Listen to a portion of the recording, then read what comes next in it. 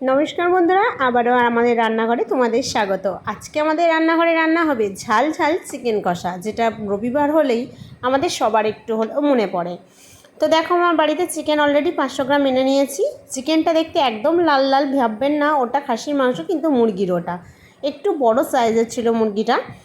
তো মাংসের কষার জন্য আমি একটু আলু দেব, তাই আলুটাকে আগে তেল দিয়ে কড়ায় হালকা লবণ আর হলুদ দিয়ে আলুগুলোকে আগে ভেজে নেব। চিকেন কষায় আমার একটু আলুটা ভালো লাগে, পছন্দ করি। তোমরা যদি পছন্দ না করো, আলুটা স্কিপ করে যেতে পারো। তো আলুটাকে আগে তেলে ভালো করে আমি ভেজে নেব।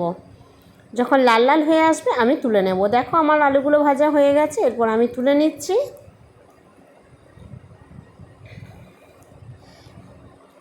আলুগুলো সম্পূর্ণ ভাজা হয়ে গেলে তারপরে কড়াই দেখো অল্প একটু তেল তো রয়েই গেল, আর একটু তেল দিয়ে আমি ফার্স্টে পেঁয়াজগুলোকে ভালো করে ভেজে নেব।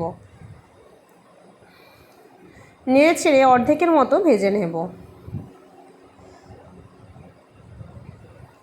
তো অর্ধেকের মতো ভেজে নিলাম।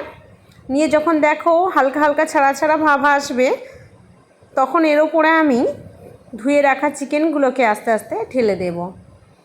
চিকেনটা আমার অত্যাধিক লাল টাইপের চিকেন, মানে চিকেনটা খুব ভালো বড় মুরগির। তো এই মুরগিগুলো বেশ টেস্ট হয়। তো তোমরা বাজার থেকে পারলেও একটু বড় সাইজের মুরগি নিয়ে আসবে, নিয়ে এসে কষা করে খাবে, দারুণ লাগে খেতে। যারা ছোটো মুরগি পছন্দ করো অবভিয়াসলি তাই করো। তো পেঁয়াজটা আমি ভালো করে খানিকটা কষার পর আমি 2 থেকে আড়াইটে টমেটো, একটু কষা বলে একটু বেশি টমেটো আমি ব্যবহার করলাম, করে বেশ করে আমি একটু কষে নেব।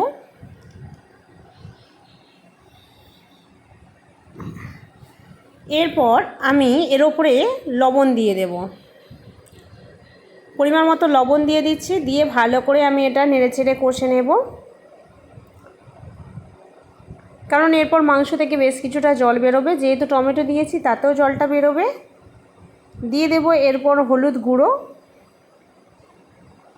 তোমরা মাংস ম্যারিনেট করেও করতে পারো, সেটা অপশনাল তোমাদের কাছে। তো হলুদ গুঁড়োটা দিয়ে ভালো করে কষে নেওয়ার পর এরপর লঙ্কা গুঁড়ো দিয়ে দিচ্ছি। লঙ্কা গুঁড়ো দিয়ে ভালো করে আমি ভালো করে নেড়েচেড়ে নেব। দেখো কতটা জল বেরিয়ে গেছে। এরপর আমি আলুগুলো, ভেজে রাখা আলুগুলো ঢেলে দিয়েছি, দিয়ে ভালো করে কষে নেব। নেওয়ার পর আমার কাছে যে জিরে আর গোলমরিচের পাউডার ছিল, সেটা আমি 2 চামচের মতো এই কষার ওপরে দিয়ে দেব। দিয়ে আরও ভালো করে কষতে থাকবো। তো গোলমরিচ দিয়ে দিচ্ছি আর একটু জিরে পাউডার দিয়ে দিচ্ছি, দিয়ে ভালো করে আমি এটাকে কষবো। জল দেখো অনেকটাই কমে কমে এসছে, জলটাকে একদম শুকিয়ে নিতে হবে, তবে কষাটা বেশি ভালো হবে। তো নেড়ে ছেড়ে নেওয়ার পর আমি বেশ কিছুটা আদা রসুন বাটা আমার এই কষার ওপরে দিয়ে দেব। তো বেশ কিছুটা আদা রসুন বাটা আমি দিয়ে দিলাম, দিয়ে ভালো করে কষে নেব। একদম শুকনো শুকনো করে, খুব মানে একদম তেল ছাড়া ছাড়া ভাবের মতো একটু কষে নিতে হবে।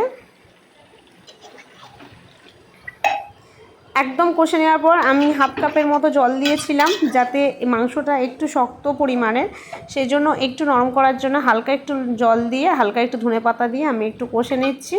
এখনও পুরোপুরি আমি জল দিইনি। ছোটো মুরগি করলে তোমরা একবারেই জল দিয়ে দিতে পারো।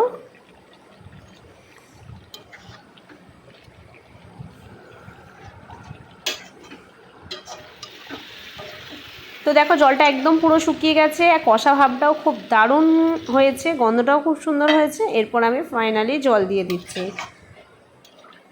জলটা তোমাদের মানে পরিমাণ অনুযায়ী রান্না করলেই বুঝতে পারবে কতটা দিতে হবে, সেই বুঝে দেবে। যেহেতু আমি আবারও বলি, আমার এই মাংসের মানে মুরগির পরিমাণটা একটু বড় সাইজের, তাই একটু বেশি জল দিতে হলো, যাতে মাংসটা ভালোভাবে সেদ্ধ হয়। তার উপর ধনেপাতা দিয়ে দিলাম। ফিরে আসবো 10 মিনিট পর।